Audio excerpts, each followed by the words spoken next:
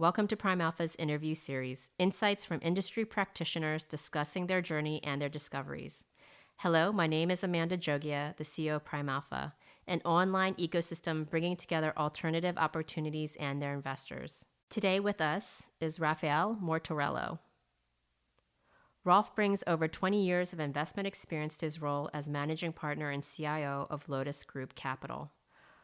Rolf leads a team with over 50 years of combined life settlements experience. Welcome. Glad to have you. Thank you. Thank you for having me. Let's get started. I would love to hear about your journey, your career journey.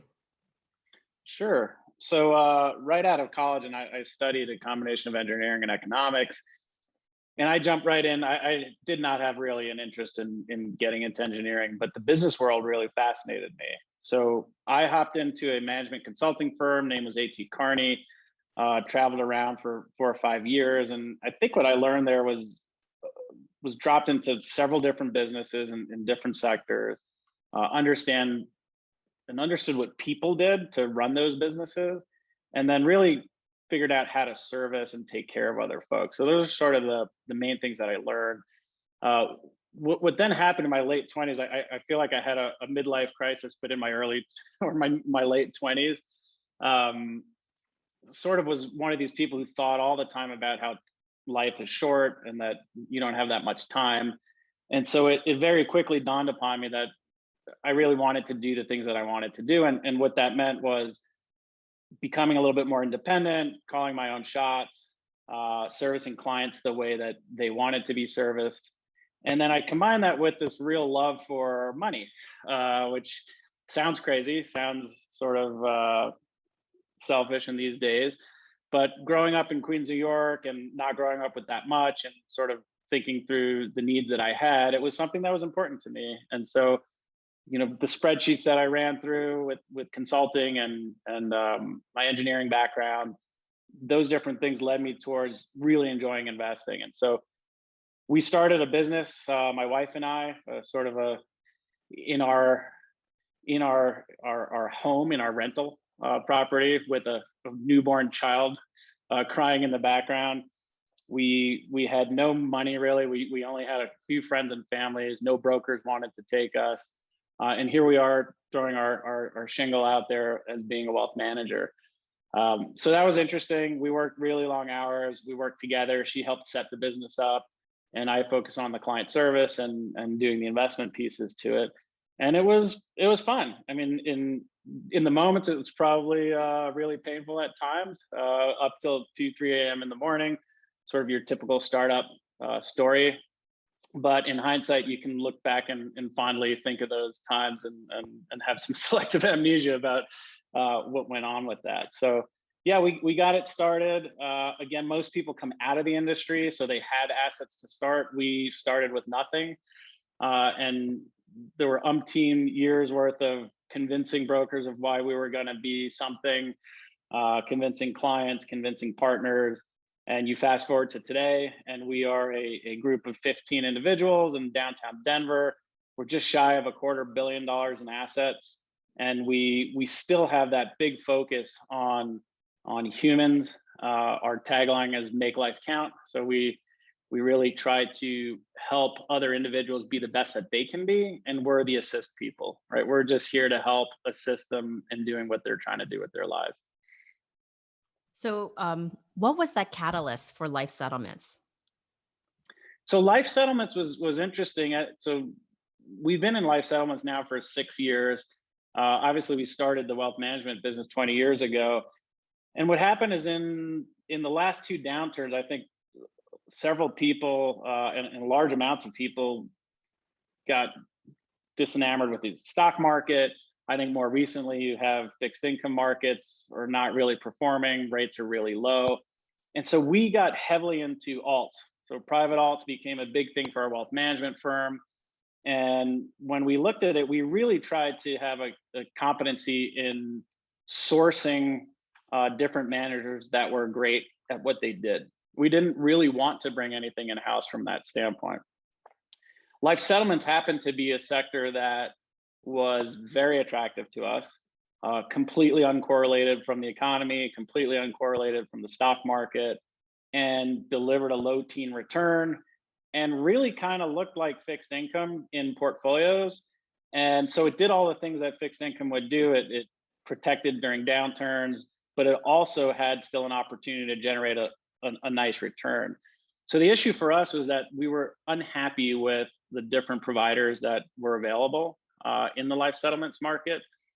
Most of them ran closed-end funds, and in closed-end funds, you'd have to lock up for 10 years. So if you think of sort of high net worth clients, they tend to want liquidity more recently than 10 years. So that seems to fit more with the family office groups.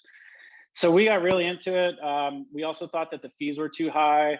My background in supply chain management from the consulting, I saw that there was brokers taking a 15-20% cut. There were providers taking a 5% cut. The funds were taking 2 and 20s.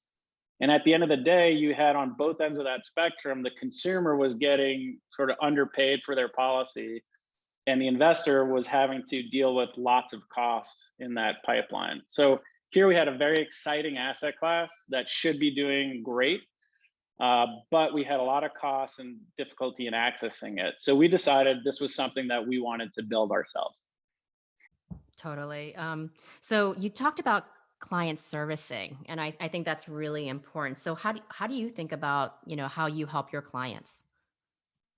So I think first and foremost, I'm a libertarian, so I just believe in people, and I believe people can solve problems. I'm not here to judge what the folks want to do with their lives, but I really love people who are trying to do anything productive.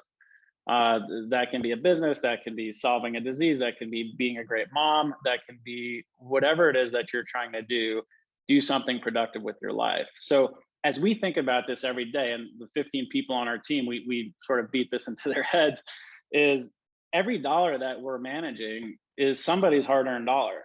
And it represents the opportunity for them to have security in their life, to go after risks, to do things, right? To help actually make the world a better place, not only for themselves, their family, but also for everyone else. So what we do is we really have conversations with folks and listen. So with our capital partners, was just with one of our teammates down in Southern California. We don't just jump in there and say, hey, here's what we have to offer, here's what we can do. We start with, tell me about your business. Tell me what's going on with your clients. What are they looking for? How much liquidity? What are you struggling with? What are the things that cause you problems as a business?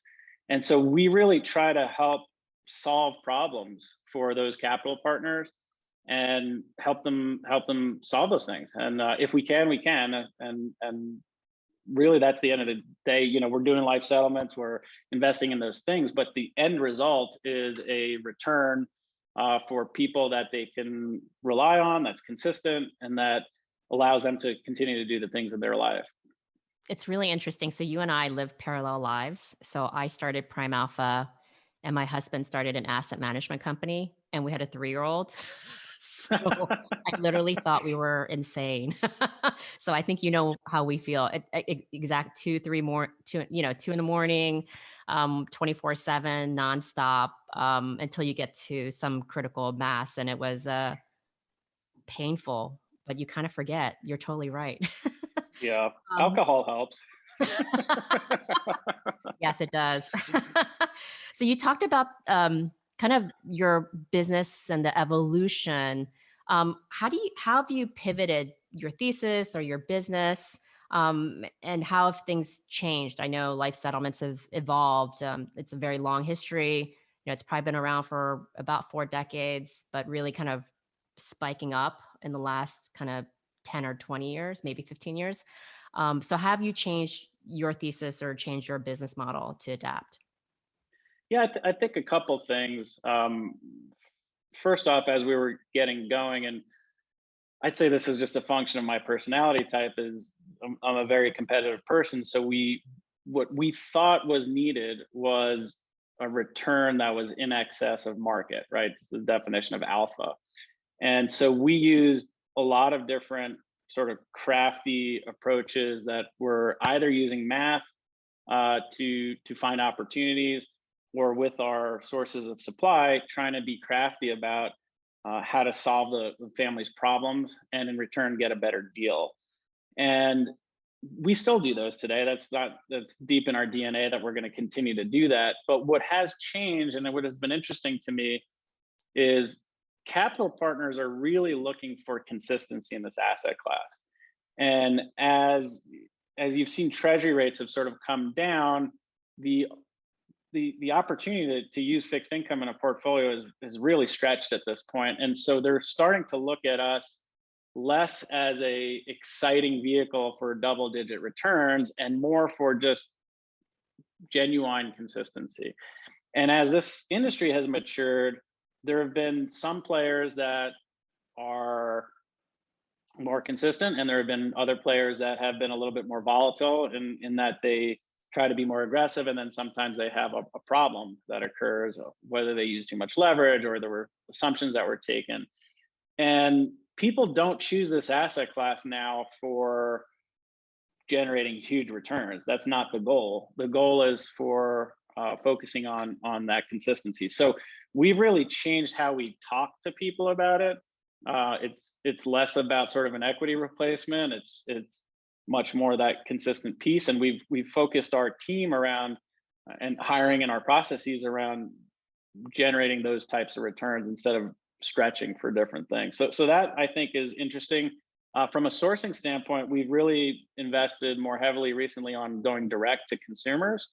Again, that should arguably reduce some of the costs in the supply chain with the brokers.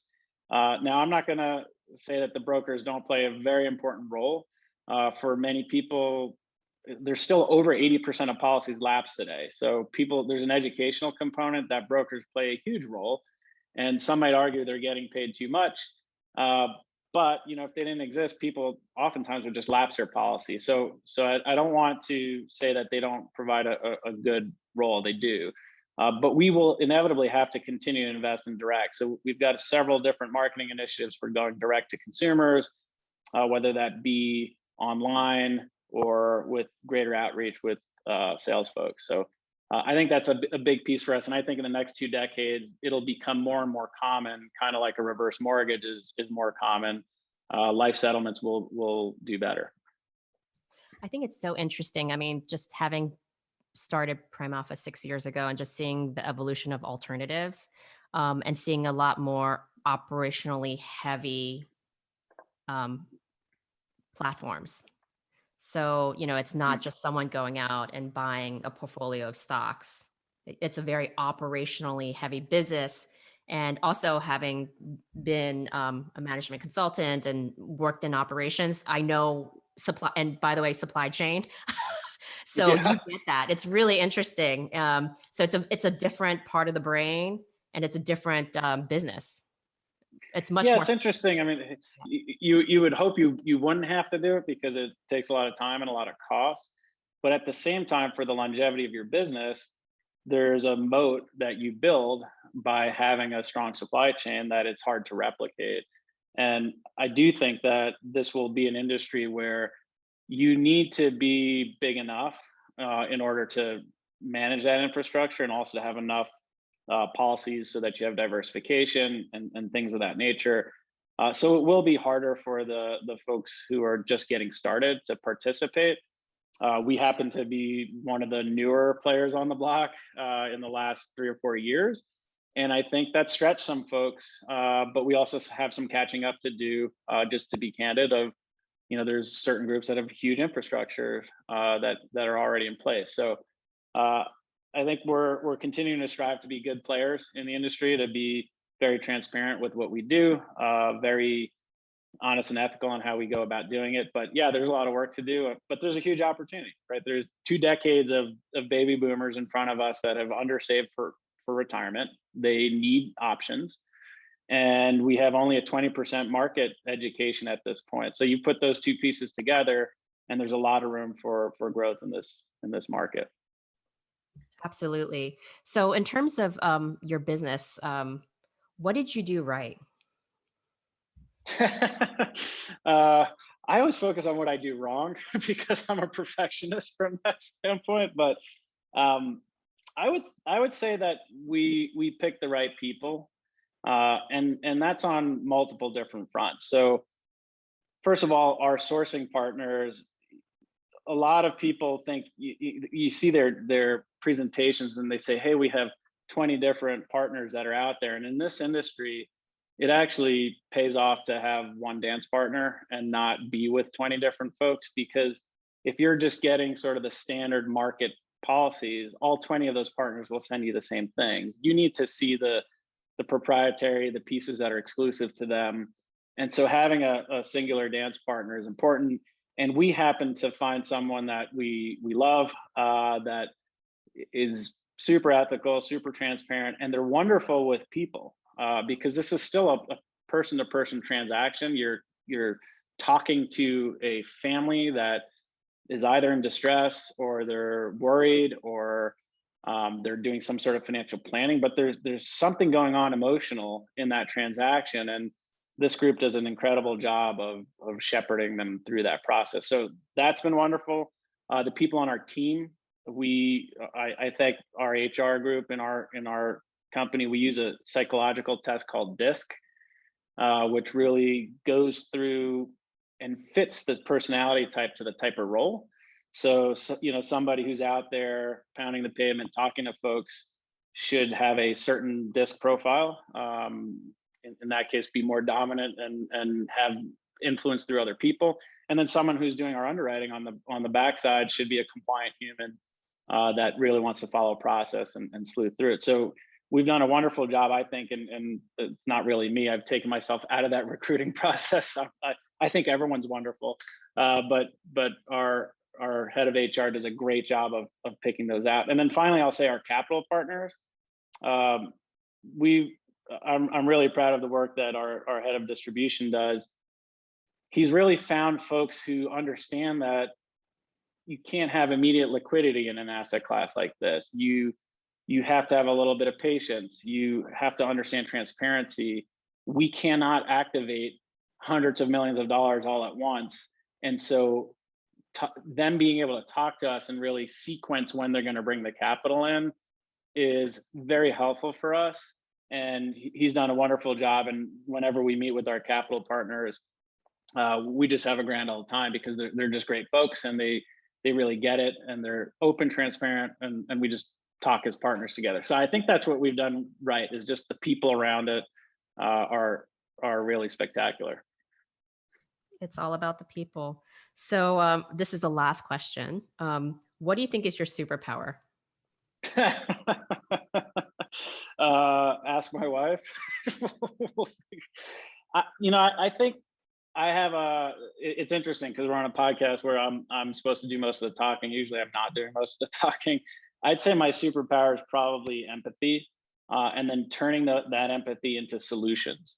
So really trying to feel the other person, and so not just sympathy. I try to get into that other person's skin and imagine what it feels like to be dealing with what they're dealing with, whatever that may be.